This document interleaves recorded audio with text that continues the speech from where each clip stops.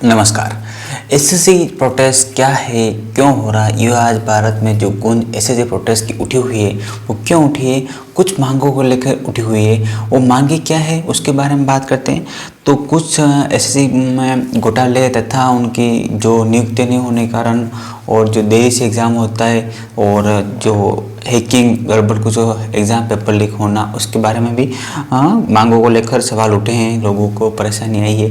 इस कारण 2023-24 से अभी 2-3 साल से लगातार कुछ गड़बड़ी हो रही है एसएससी एग्ज़ाम में। उसको लेकर लोगों ने निराशा व्यक्त की है और गड़बड़ी के मुद्दे उठाए कि हमारे जो भी है हमारे साथ अन्याय हुआ है। उसके साथ हमारे लोगों की मांगे हैं, 7 मांगे हैं जो प्रोटेस्ट करें।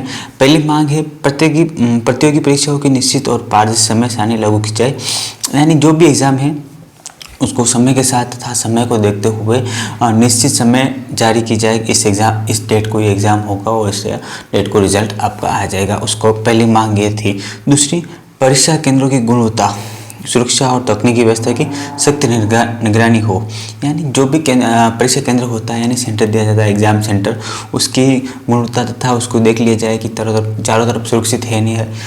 शोर चल रहा हो रहा हो उस एग्ज़ाम उसमें आप एग्ज़ाम देते हो तो आप एग्ज़ाम नहीं दे पाते हो, कठिनाई होता है। अभी वो झालावाड़ घटना हुई कि जल रहा है एग्ज़ाम, अभी बारिश के समय में कहीं गिरने की संभावना भी हो। अच्छी गुणवत्ता वाले एग्ज़ाम सेंटर की तकनीकी और सख्त व्यवस्था की निगरानी में देख रेख के एग्ज़ाम सेंटर दिलाए। दूसरा मांग ये थी। तीसरा, प्रश्न पत्र लीक। ये आज भारत का एक आम मुद्दा बन गया है।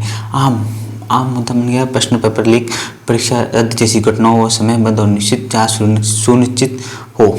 इसमें तीसरी मांग है, प्रश्न पत्र लीक होने की घटनाओं पर आप समय और निष्पक्ष जांच सुनिश्चित करें। यानी आज पेपर लीक होना आम सी बात हो गई है लोगों के लिए। और जो भी अभी भारत में पेपर लीक हो रहे हैं तथा राजस्थान, उत्तर प्रदेश, मध्य प्रदेश जैसी और ये केंद्र सरकार की एसएससी भर्ती में भी पेपर लीक होने की जैसी संभावना है और होते दिख रहे हैं लोगों को। इस कारण से तीसरा मांग प्रश्न पत्र लीक की थी। चौथी मांग है, भर्ती प्रक्रियाओं को 9-12 माह के भीतर पूरा की जाए, यानी जब भी भर्ती प्रक्रिया होती है 9 या 12 माह के भीतर पूर्ण कराने की मांग उठी है लोगों को कि ये आपके 9 या 12 महीने 1 साल के अंदर आपका एग्ज़ाम और लोगों की ज्वाइनिंग भी दिला सके, उसकी प्रक्रिया दिला और हमें व्यवस्था दिलाने की कष्ट करें। यानी एसएससी एग्ज़ाम लगभग आपको अगर किसी व्यक्ति की ज्वाइनिंग होती है अभी फ़िलहाल लगभग उस व्यक्ति को 2 साल तक उसका कोई ठिकाना नहीं मिलता है। यानी 2 साल तक उस व्यक्ति की अगर उसका सिलेक्शन हो गया है तो ज्वाइनिंग भी नहीं होती है 2 साल तक। तो ये चौथी मांग थी भर्ती प्रक्रियाओं की। 5वीं मांग है, अभ्यर्थियों को एक पारदर्शी और उत्तरदायी शिकायत निवारण प्रणाली उपलब्ध कराई जाए। यानी अभ्यर्थियों की पारदर्शी उत्तरदायी शिकायत, अगर आपको कोई भी शिकायत है तो पारदर्शी यानी किसी को पता ना हो, गुप्त रूप से आपको शिकायत कर सके, ऐसी व्यवस्था आपको प्रणाली बताई जाए, उपलब्ध कराई जाए, ताकि हम जो भी शिकायत होगी वो पारदर्शी तरीके से शिकायत कर सकें, चाहे वो सरकार के खिलाफ हो, विभाग के खिलाफ हो या अध्यक्ष किसी के भी खिलाफ हो, पारदर्शी शिकायत कर सकें। छठी है, परीक्षा आयोजन की जिम्मेदारी की विश्वसनीय और अनुभवी एजेंसियों को सौंपी जाए।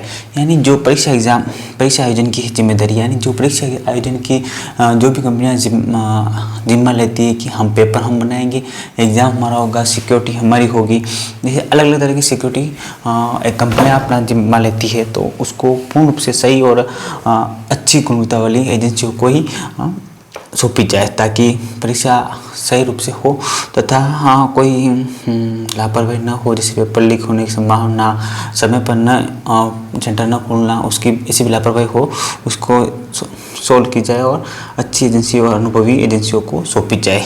ये छठी मांग थी। 7वीं मांग है, तकनीकी समस्याओं जैसे face recognition, OTP, website crash आदि जैसी के समाधान हेतु पर्याप्त व्यवस्था की जाए। यानी 7वीं मांग तकनीकी समस्याओं को भारत में हर एग्ज़ाम में देखी जाती है कि आपका OTP नहीं आ रहा है या तो आपकी साइट नहीं चल रही है। ऐसी मांगों को लेकर भारत में हर एग्ज़ाम में व्यक्ति दुखी है। तकनीकी समस्या हो, यानी फॉर्म अप्लाई ऑनलाइन ही होता है, तो ऑनलाइन के माध्यम से हम जो भी OTP साइट नहीं चलती उसकी समस्या हम देखते रहते हैं। तो ये समस्या आपको 7वीं समस्या तकनीकी समस्याओं का समाधान हेतु पर्याप्त व्यवस्था की जाए।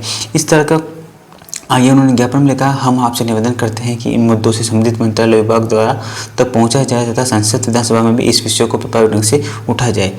हमें विश्वास है कि आप देश की युवाओं की इस न्यायिक मांग को उचित मंच समर्थन प्रदान करेंगे।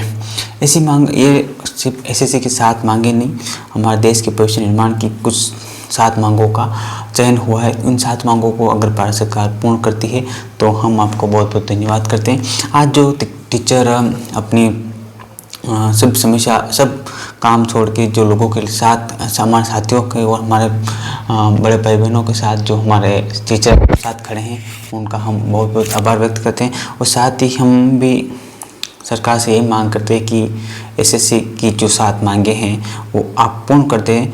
अगर पूर्ण करते हो तो देश कुछ अलग राह पर विकास की ओर भी अग्रसर हो सकता है। धन्यवाद।